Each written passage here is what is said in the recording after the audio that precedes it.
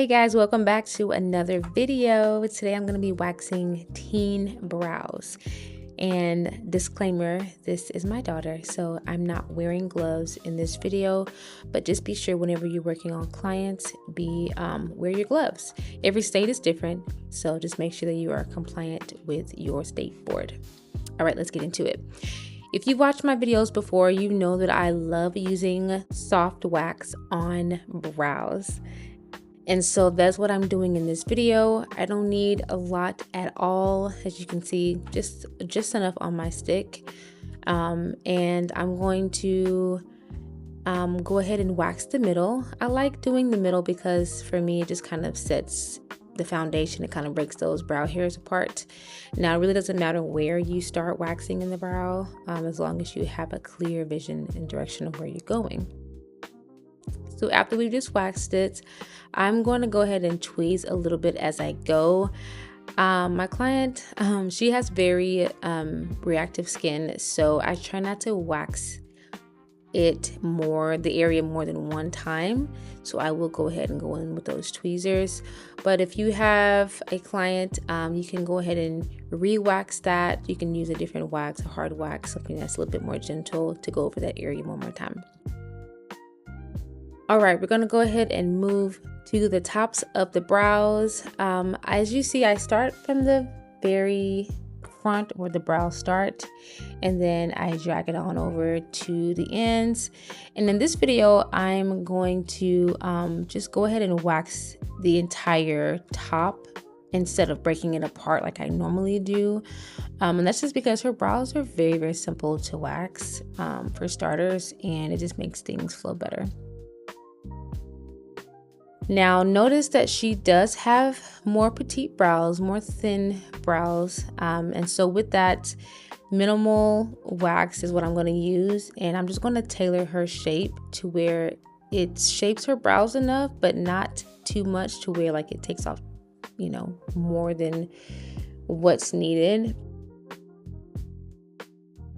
When you're waxing thinner brows, have a clear understanding that less is more.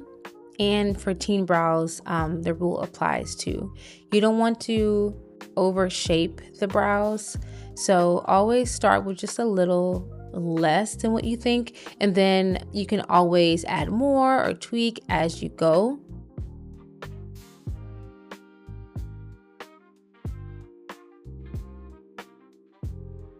Okay, so for underneath the brows, the process is still very simple.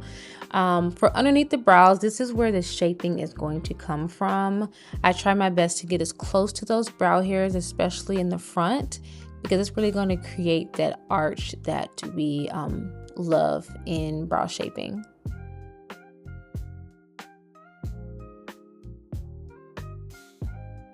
Notice how on the tails underneath, I don't get as close. And that is because I want to leave her brows looking as full as I can. So a little trick for when you are waxing brows that are a little bit thinner, try to leave a little bit more on those tail ends. Don't get as close as you may normally do. And that's just because we want to kind of give the appearance that the brows are a little bit more full underneath. So whenever you are waxing, just be sure that you don't get too close to those tails.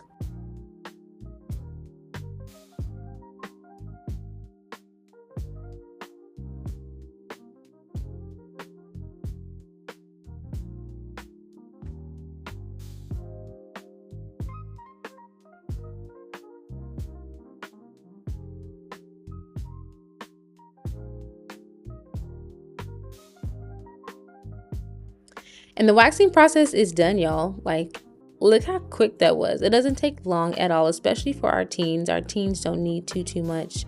Just a very simple cleanup. I'm using the Ouch Balm from Say Brazil. I always follow up with this balm after each one of my brow appointments because it just really rehydrates the skin, moisturizes the hair, and helps the skin to reduce redness and inflammation.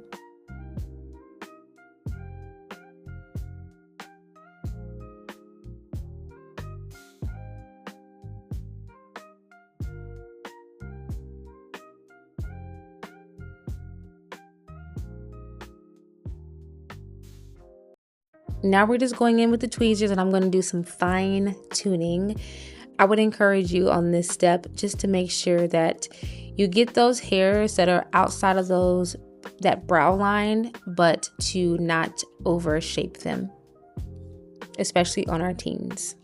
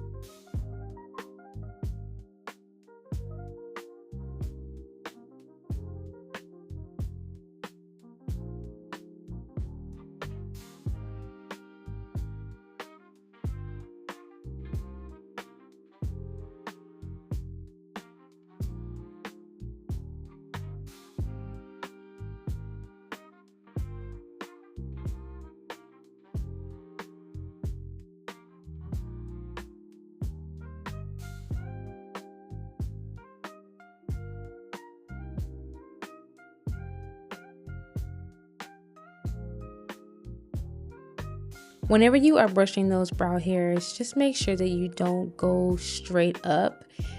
Have them lay in the direction that they are just naturally already laying in. Because the truth is, if we are trying to brush those brow hairs straight up, when they fall, it's going to create holes in the brow. Okay, and we do not want holes in the brow. So just make sure you brush them, but always go in the direction of the way that the hairs are naturally growing. So brush them kind of out towards the ear.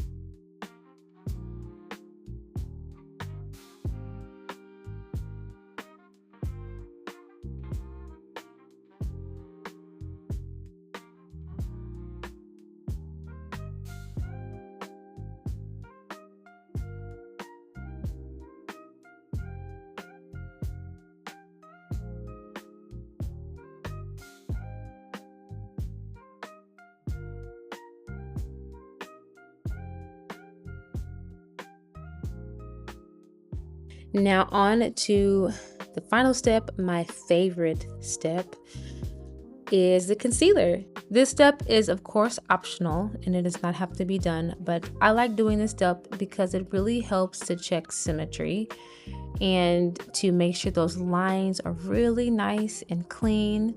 And it also helps to add a little bit of pop to that brow as well. Pro tip, this could be a teaching moment for you and your clients. If you retail any brow products, you can have them look in the mirror during this part and show them how to apply concealer underneath their brows.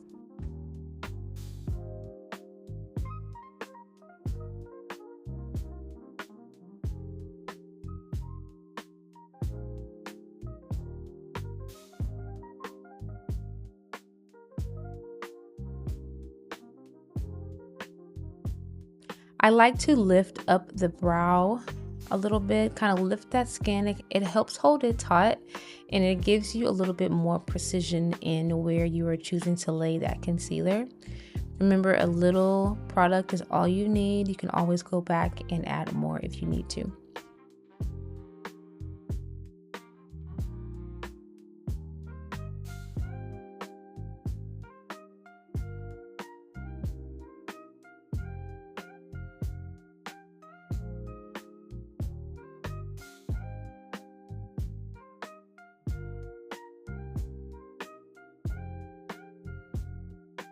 Choosing the right concealer is very important when you are at this step.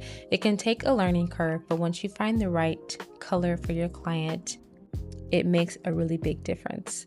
You can choose to go a little bit lighter to act more of a highlight, or you can choose to go with more of a flesh tone color to give just more of a everyday neutral look.